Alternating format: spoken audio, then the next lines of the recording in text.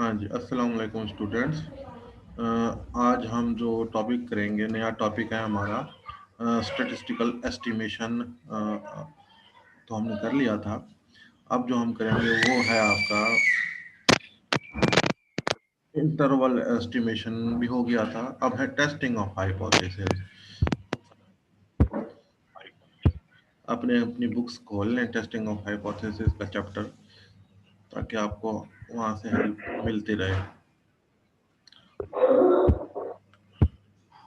पहले एक टॉपिक हमारा रह गया था, ये वाला।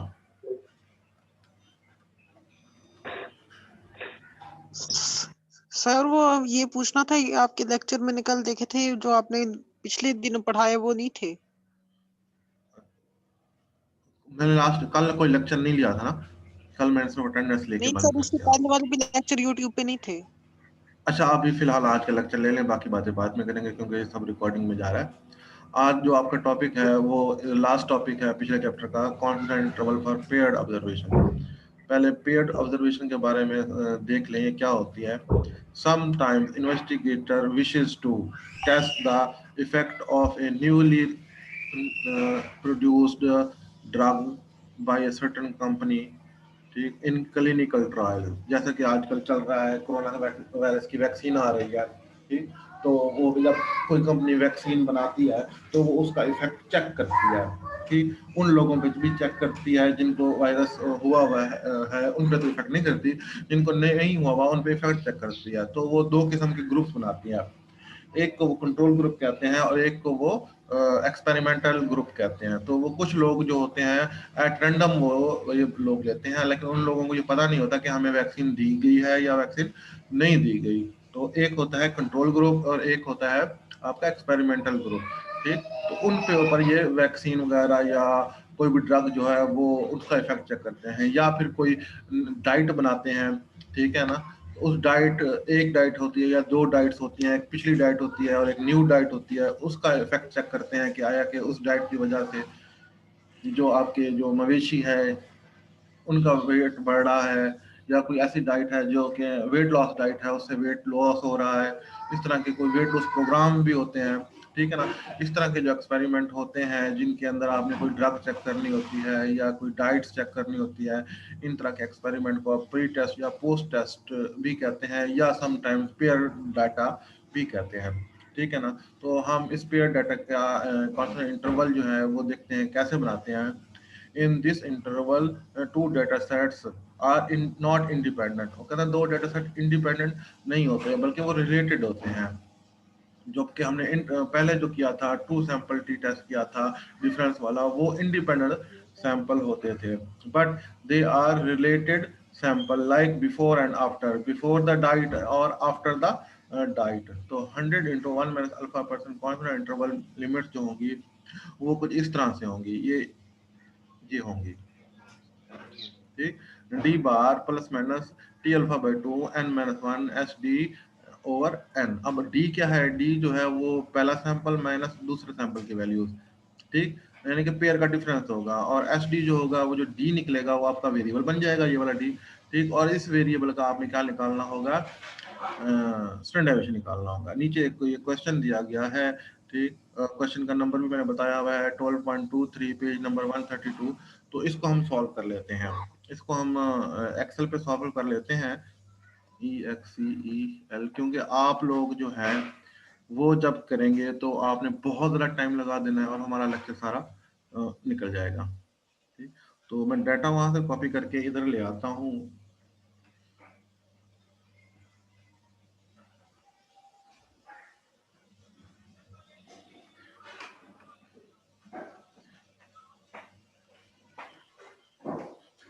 इसको X1 कह देते हैं और इसको X2 कह देते हैं, ठीक।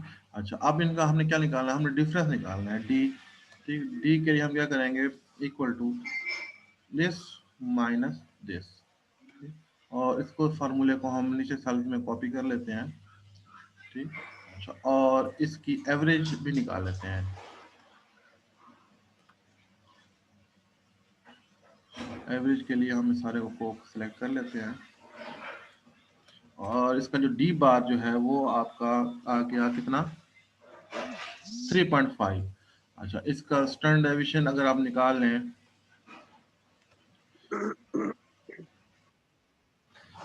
कौन सा वाला इस्तेमाल करें, ये सैंपल वाला इस्तेमाल करें। एस का मतलब सैंपल, पी का मतलब पॉपुलेशन। ठीक, तो इसी को हम सिलेक्ट कर लेते हैं। अगर कोई वैल्यू नेगेटिव आ गई है तो इससे कोई फर्क नहीं पड़ता, परेशान होने की जरूरत नहीं है।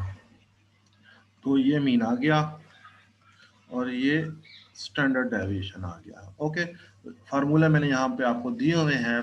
ठीक, हम देखें, ये है डी और ये एस डी। ठीक, अब जो डी जो निकला है उसका स्केयर भी ले सकते हैं हम ऐसे करके। अगर हम मैनुअली निकालना चाहें D2, ठीक, तो हम क्या करेंगे, इज इक्वल टू इसका स्केयर ले लेंगे। ठीक, और इसको भी हम कॉपी कर लेंगे यहाँ पे। ठीक, अच्छा, अब क्या करें, इनके सम कर लें।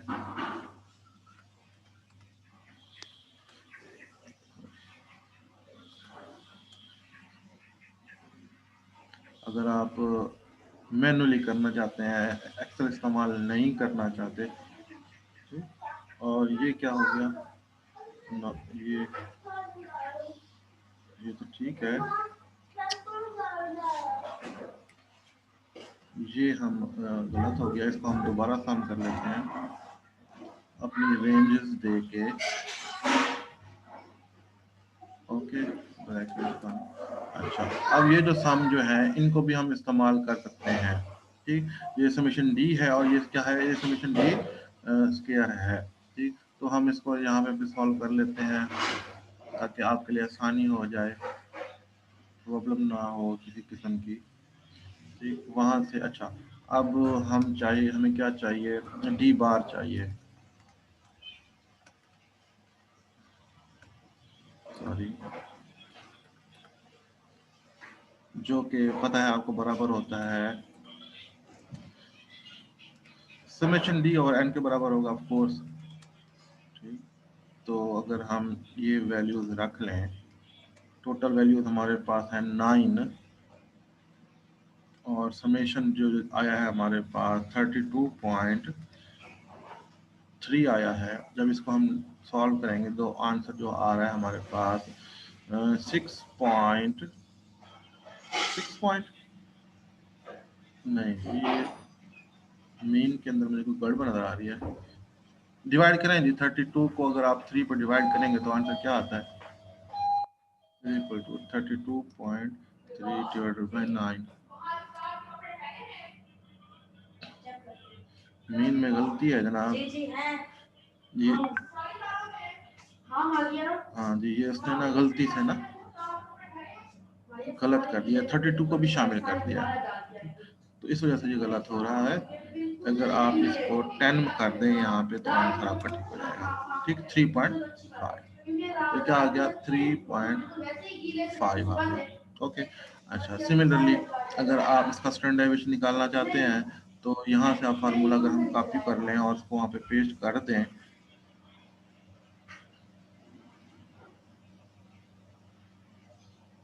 कंट्रोल वे, तो इज इक्वल टू, इसको अगेन कॉपी करके पेस्ट कर दें।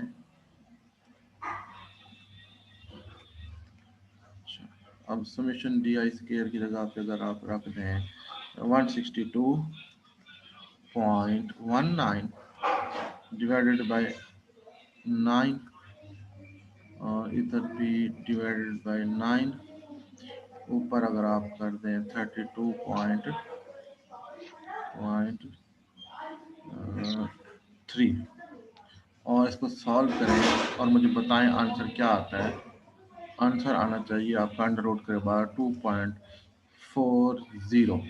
ओके, तो इस तरह से ये आपके पास स्टैंडर्ड डेविएशन भी आ जाएगा और क्या आ जाएगा, एक्स बार भी आ जाएगा। इसको हम कॉपी करके अपने वर्ड में ले जाते हैं क्योंकि कैलकुलेशन हमने कर लिया। तो ये देखें जी, हम यहाँ पे लिख लेते हैं, ये दो चीज़ें आ गई आपके पास। अच्छा, और इस सारे 1 मिनट में 5 सेकंड का गैप लेना चाह रहा हूँ।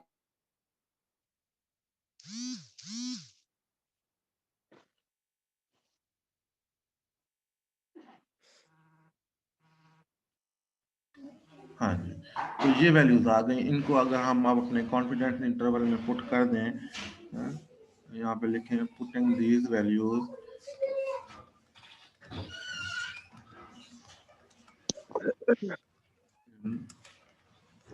above interval we have। हाँ जी, कॉपी कर लेते हैं ऊपर से इंटरवल हमारा जो कि ये है, और इसके अंदर टेबल वैल्यू के अलावा हम बाकी सारी इंफॉर्मेशन पुट कर देते हैं।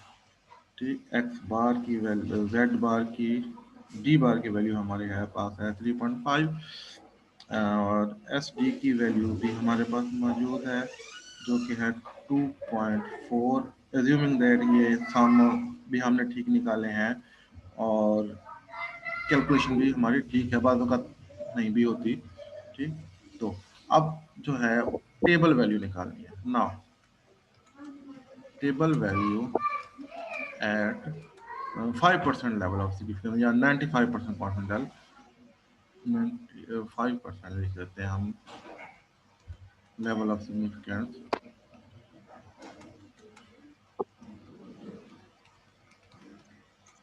Eight degrees of freedom. हाँ जी, 9 है तो 9 माइनस में 1 माइनस करेंगे तो 8 डिग्रीज ऑफ फ्रीडम आ जाएंगी।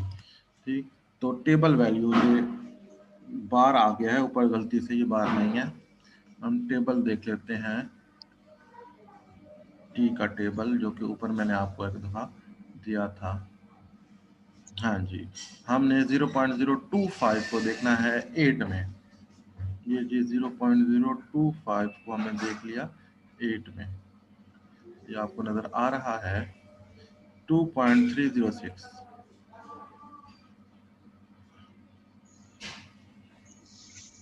अच्छा, यहाँ पे लिख दें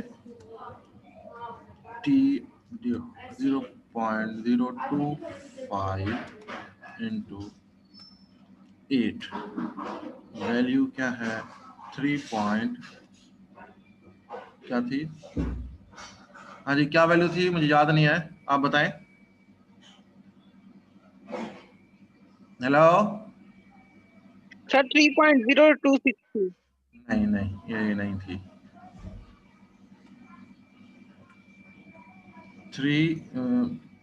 2.306 थी, 306 है जी।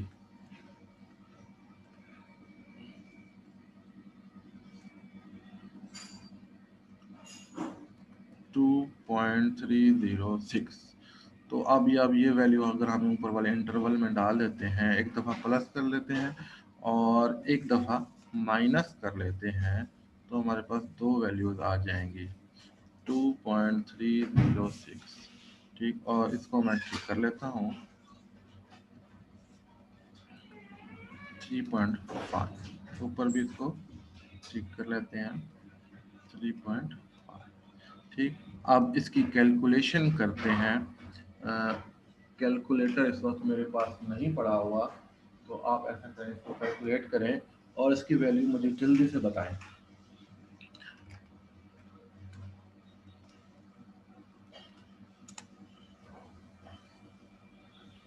कैलकुलेटर है, कर रहे हैं कैलकुलेट, या मैं कैलकुलेटर लेके आऊं?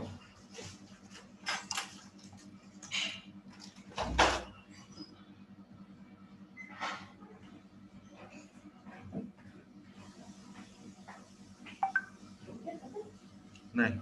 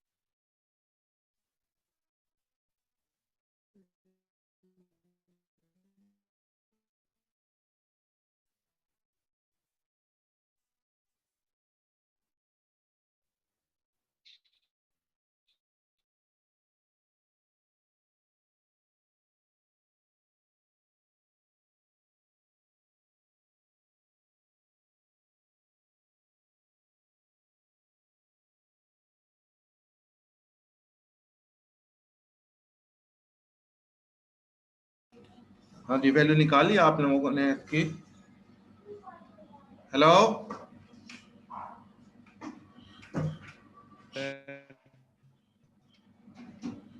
वैल्यू निकाली है? नहीं जी, आपने नहीं निकाले, मुझे ही निकालनी पड़ेगी।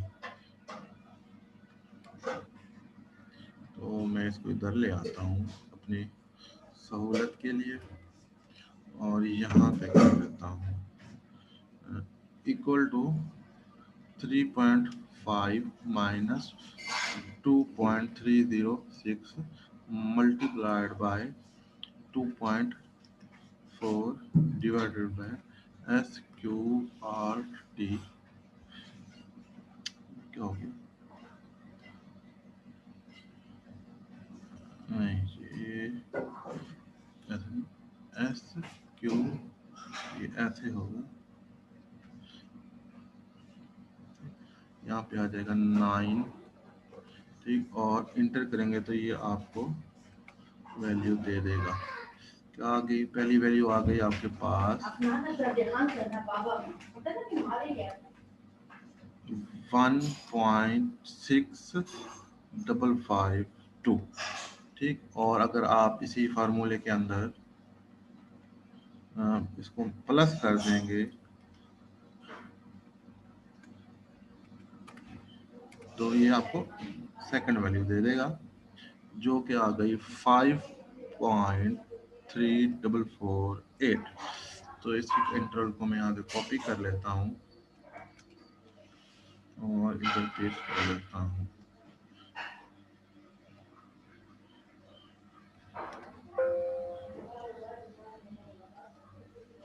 नहीं जी, कॉपी नहीं हो रहा। 1.65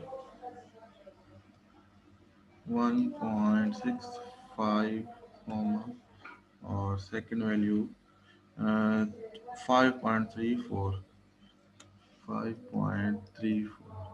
ये जी हो गया आपका इंटरवल, कॉन्फिडेंस इंटरवल, जो कि पिछले चैप्टर का लास्ट था।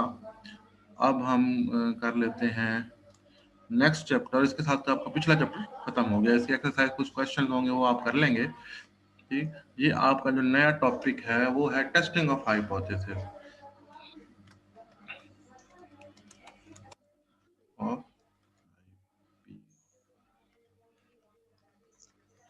ठीक है, टेस्टिंग ऑफ हाइपोथेसिस, ये आपका टाइटल है। इसके अंदर कुछ चीजें हैं जो कि आपने देख लेनी है। टेस्टिंग ऑफ हाइपोथेसिस जो इंट्रोड्यूस किया था, वो जो स्टैटिस्टिशियंस थे उनके नाम मैं बता देता हूँ। सर आर्नोल्ड फिशर थे, जेरेजी नेमन, कार्ल पियर्सन्स और एगॉन पियर्सन, ये लोग थे जिन्होंने ना शुरुआत की थी टेस्टिंग ऑफ हाइपोथेसिस की। इसमें हम करते क्या हैं? Hypothesis testing is a statistical method that is used in making statistical decision using experimental data. ठीक। अच्छा, hypothesis testing is basically an assumption that we make about the population parameter। अब बात होता है पॉपुलेशन पैरामीटर जो कि unknown होता है। ये तो आपको पता है पॉपुलेशन पैरामीटर क्या होता है, अननोन होता है, ठीक। उसके बारे में अगर कोई कोई स्टेटमेंट दे देता है, ठीक, तो उस स्टेटमेंट को चेक करने के लिए, टेस्ट करने के लिए हम एक एक्सपेरिमेंट कंडक्ट करते हैं। उस एक्सपेरिमेंट के नतीजे में आपके पास डाटा आता है, ठीक। उस डाटा को आप सैंपल डाटा भी कह सकते हैं। उस सैंपल डाटा की बेसिस के ऊपर आप ये चेक करते हैं आया कि फलां स्टेटमेंट जिस फलां आदमी ने या कंपनी ने दी है पॉपुलेशन पैरामीटर के बारे में, वो सही है या गलत, ठीक। तो ये सारा प्रोसीजर जो होता है चेक करने का, इसको आप क्या कहते हैं? टेस्टिंग प्रोसीजर कहते हैं, स्टैटिस्टिकल इन्फ्रेंस के अंडर, ठीक। अच्छा, अब इसके अंदर एक नई चीज आ जाती है, स्टैटिस्टिकल हाइपोथेसिस क्या होता है? एक स्टेटमेंट होती है जो कि पॉपुलेशन पैरामीटर के बारे में बयान की जाती है। Statement about the nature of the population, it is often stated in terms of A population parameter. Population parameter के बारे में आप कोई चीज बात करते हैं। अब हाइपोथेसिस के अंदर दो होते हैं, एक नल हाइपोथेसिस होता है, एक अल्टरनेटिव हाइपोथेसिस होता है। 1 मिनट में जरा 5 सेकंड का गैप ले लूं।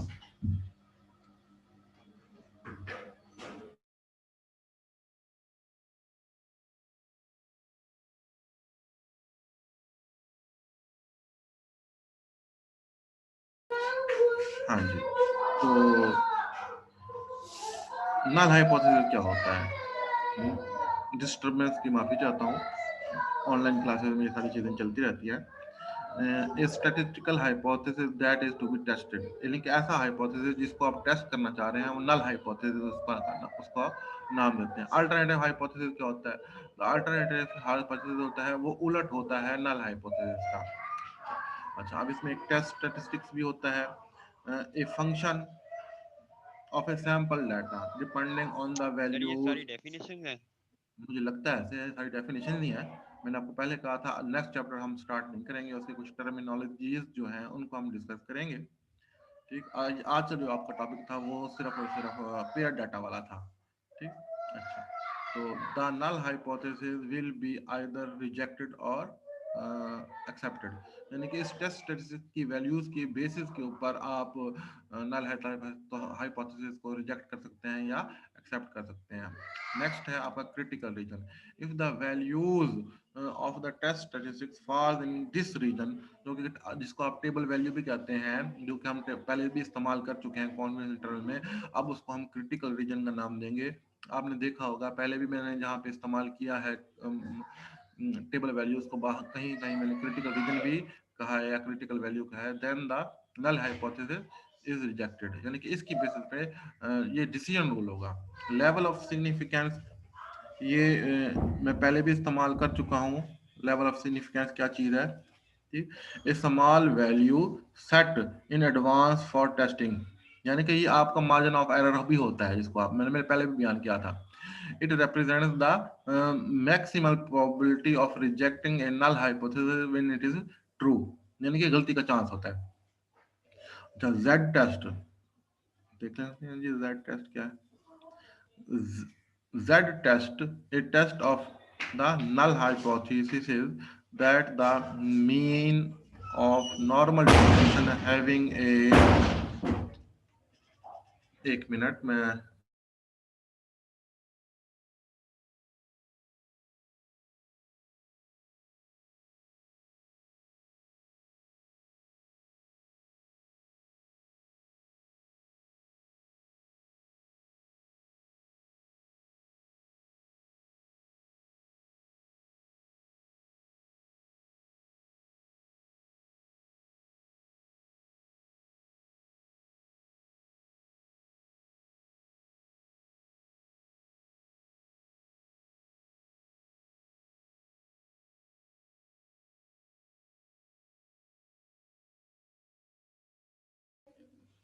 हाँ जी, the test of null hypothesis that the mean of the normal distribution having a known variance equal to a specified value। Z test में मैं लिख देता हूँ आपको यहाँ पे कि Z test क्या होता है। Z is equal to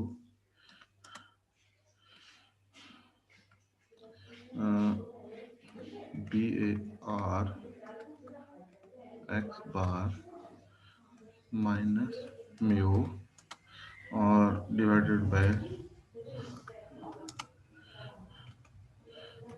SQRT और ऊपर सिग्मा या S आ जाता है। तो ये होता है आपका Z स्कोर। अच्छा, P वैल्यू जो है ये एक ब्रॉडर कंसेप्ट है, ये आपके सिलेबस में नहीं है।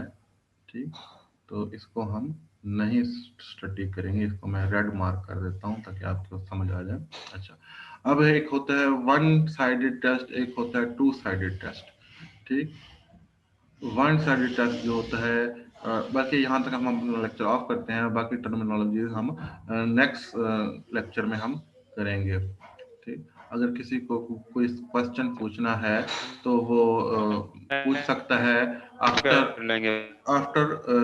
मैं रिकॉर्डिंग बंद करूंगा तो